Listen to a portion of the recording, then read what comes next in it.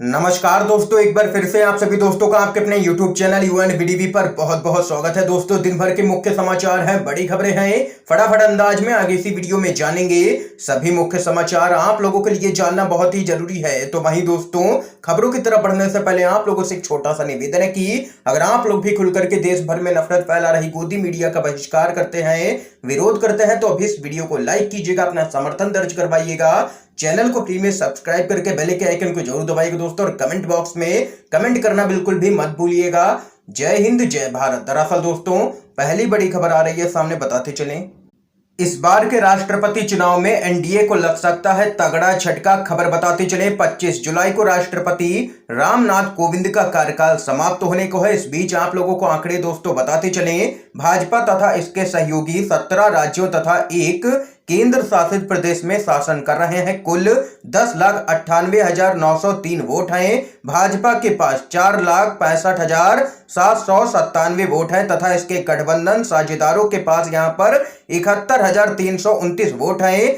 इससे इनके पास 9,194 वोटों की कमी रह जाती है। यानी कि आप लोगों को बताते चले, पिछली बार के राष्ट्रपति चुनाव में आंकड़े कुछ और थे, लेकिन इस बार यहां पर आंकड़े पूरी तरीके से बदल चुके हैं, क्योंकि यूपी के अंदर अखिलेश यादव की पार्टी की भी सीटें बढ़ी हैं और कई राज्यों में विपक्ष यहां पर भले ही सत्ता में ना हो, लेकिन उसके विधायकों की संख्या ज्यादा है पिछली बार के मुकाबले। और इस बार के राष्ट्रपति चुनाव में लगभग 10,000 वोटों की कमी पड़ रही है एनडीए के पास यहां पर। और इस बीच आपको बताते चले, अगर एनडीए को राष्ट्रपति चुनाव में जीत हासिल करनी है तो उसको बीजेडी यानी कि बीजू जनता दल का समर्थन चाहिए। लेकिन बीजू जनता दल के नेता नवीन पटनायक ने कह दिया है कि आगामी राष्ट्रपति चुनाव में उनकी पार्टी उम्मीदवार देख करके ही फैसला करेगी कि किसे समर्थन देना है और किसे नहीं।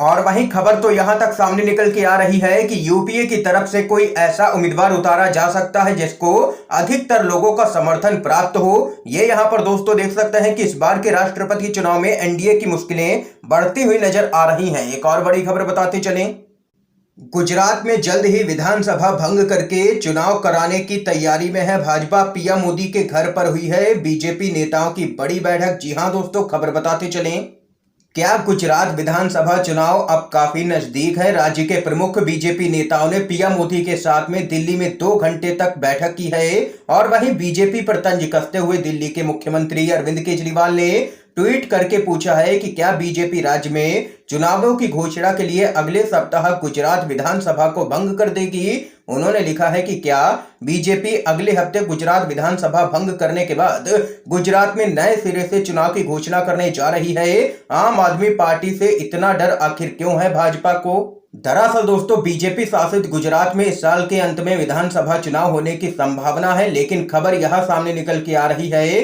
कि बीजेपी सरकार विधानसभा भंग करके समय से पहले ही चुनाव करवा सकती है, जिसको यहां पर आम आदमी पार्टी ने एक साजिश करार दिया है।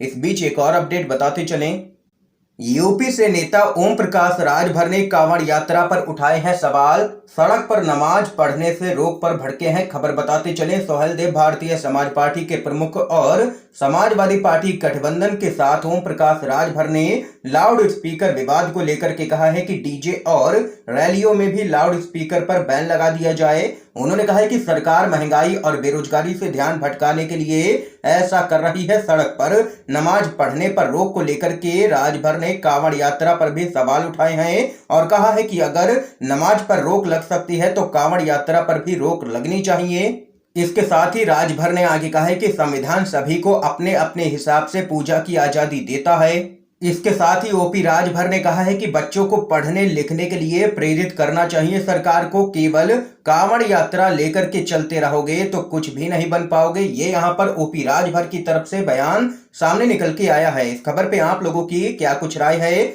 जरूर बता सकते हैं कमेंट बॉक्स में। इस बीच एक और अपडेट की तरफ बढ़ते हैं।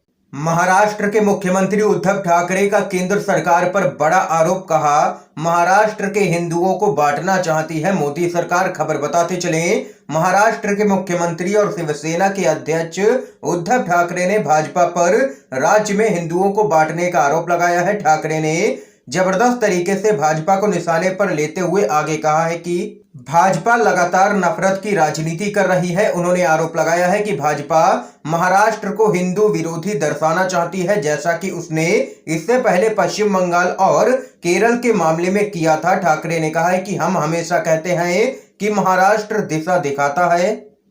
उन्होंने कहा है कि महाराष्ट्र में हिंदुओं और मराठियों तथा गैर मराठियों को बांटना भाजपा की बड़ी साजिश है। इसमें भाजपा कभी भी कामयाब नहीं हो पाएगी, ये यहां पर कहना है सीएम उद्धव ठाकरे का। एक और बड़ी खबर बताते चलें, एक बार फिर से मोर्चा बंद होंगे किसान, बीकेयू के नेता का ऐलान। पंजाब से रवाना हो 3 और सूबे के अन्नदाताओं के संग जाएंगे लखीमपुर खीरी। जी हां दोस्तों, पंजाब के भारतीय किसान यूनियन का एक प्रतिनिधिमंडल संयुक्त किसान मोर्चा के बैनर तले उत्तर प्रदेश के लखीमपुर खीरी का दौरा करेगा और लखीमपुर हिंसा में मृतक किसानों के लिए न्याय की मांग करेगा। कई राज्यों के किसान इस दौरे में शामिल होंगे। 4 मई को किसान पंजाब से लखीमपुर खीरी के लिए रवाना होंगे और 5 मई को मृतक किसानों के परिजनों से मुलाकात करेंगे।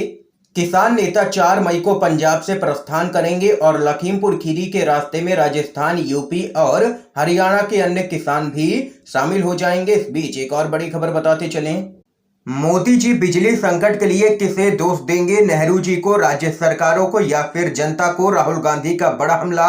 देश में गर्मी 100 वर्षों का रिकॉर्ड तोड़ रही है और वहीं देश के कई राज्य कोयले की कमी और बिजली संकट से लगातार जूझ रहे हैं। विपक्षी दल इन सब मुद्दों को लेकर के केंद्र की मोदी सरकार पर हमलावर हैं। कांग्रेस के पूर्व अध्यक्ष राहुल गांधी ने भी बिजली संकट को लेकर के प्रधानमंत्री नरेंद्र मोदी पर निशाना साधा है।